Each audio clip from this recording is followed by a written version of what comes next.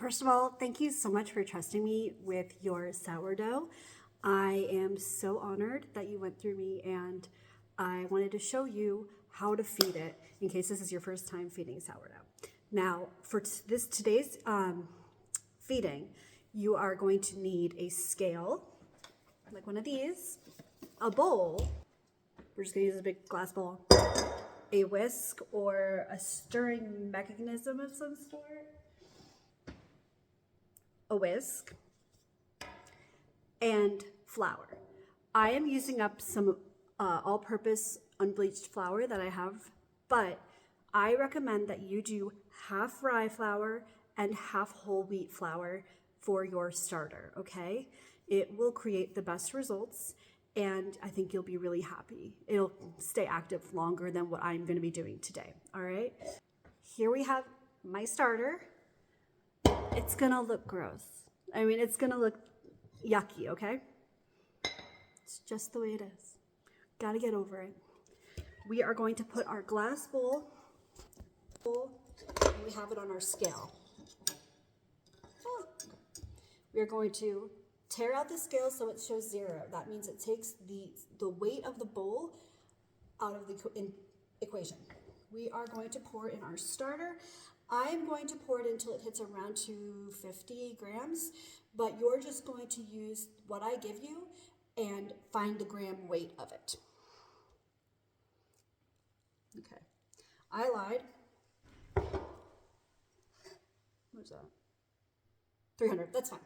I'm gonna use 300, and you are gonna use whatever the weight is of the starter I gave you. You're not going to have any discard to start with. As you learn to use your starter and you bake, you will have discard, but for this first feeding or a few feedings, you might just want to grow your starter a little bit, and that's fine. That's actually preferable. So let's go get our flour. Like I said, I'm using King Arthur's baking flour, all-purpose, unbleached. We're gonna go ahead and tear that. We're gonna remember our number. So my number was 304. We're gonna tear out our scale again, and we are going to pour in the same amount of flour as starter. So for me, it's 304. For you, it is whatever number your sourdough starter said on the scale after you teared out the bowl. So it's slightly harder to do it when the scale is not facing you. I'm not gonna lie.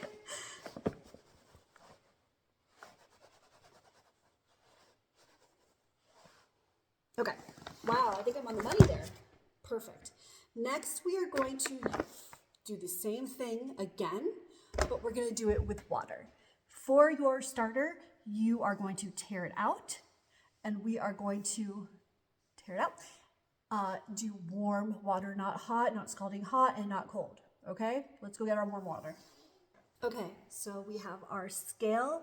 We'll just tear it out again. We have our warm water, and what number are we trying to go for? The same number as before. Mine is 304. Yours is whatever your starter's original gram weight was. So let's go ahead and pour in 304 grams, or as close to it as we can.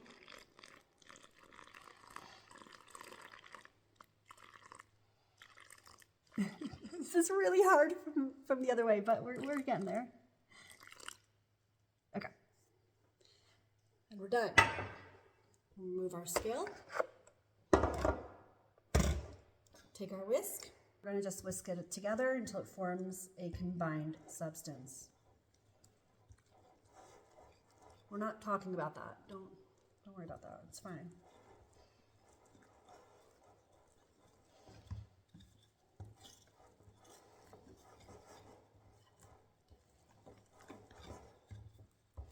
Okay, look at that. This is what it should look like. Kind of like a goopy oatmeal mess, a little sticky, a little like stretchy. It's perfect. Now, in about 4 to 6 hours from now is when it will be its most active. So typically when you're looking at a recipe, you want, if it's calls for active starter, that needs to be fed about 4 to 6 hours prior to when you plan on baking. It's a math game and it's a scheduling thing. If you're good at scheduling, you'll be good at baking. If you're not like me, you just keep feeding your starter and then like, whatever. use it, maybe not use it. But if you have any questions, you have my email. I'll have it below.